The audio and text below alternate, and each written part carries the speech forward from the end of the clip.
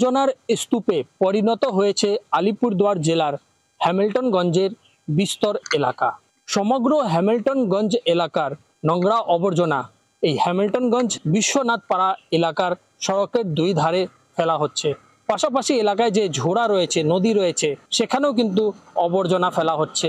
এই নিয়ে ইতিমধ্যে ক্ষোভ উগরে দিয়েছে এই বিশ্বনাথ পাড়া এলাকার বাসিন্দারা। কেননা এই আবর্জনার স্তূপের কারণে গোটা এলাকায় দুর্গন্ধ ছড়াচ্ছে, প্রদূষণে ভুগছে এই গোটা গ্রাম। দীর্ঘদিন ধরে বাসিন্দারা এই নিয়ে গ্রাম পঞ্চায়েতকে জানিয়েছে, ব্লক প্রশাসনকে জানিয়েছে যে সমস্যা সমাধানের উদ্যোগ নেওয়া হোক, কিন্তু প্রশাসনের তরফেও কিন্তু কোনো সমস্যার সমাধানের উদ্যোগ দেখতে পাচ্ছে না বাসিন্দারা। ইতিমধ্যে বাসিন্দারা জমায়েত হয়ে বিক্ষোভ প্রদর্শন করে সমস্যা সমাধানের দাবিতে।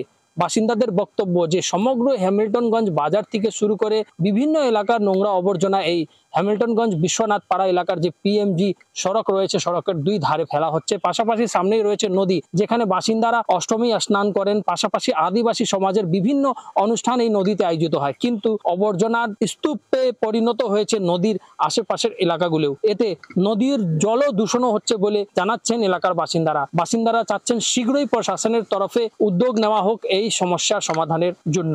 যদিও স্থানীয় গ্রাম পঞ্চায়েতের প্রধান জানিয়েছেন যে তারা যদি লিখিতভাবে আবেদন পায় তাহলে তারা এই সমস্যা সমাধানের উদ্যোগ নেবে। আদৌ কবে এই হ্যামিল্টনগঞ্জ এলাকার বাসিন্দাদের এই আবর্জনার ও প্রদূষণের সমস্যা সমাধান হবে, এইটাই রয়েছে এখন দেখার বিষয়।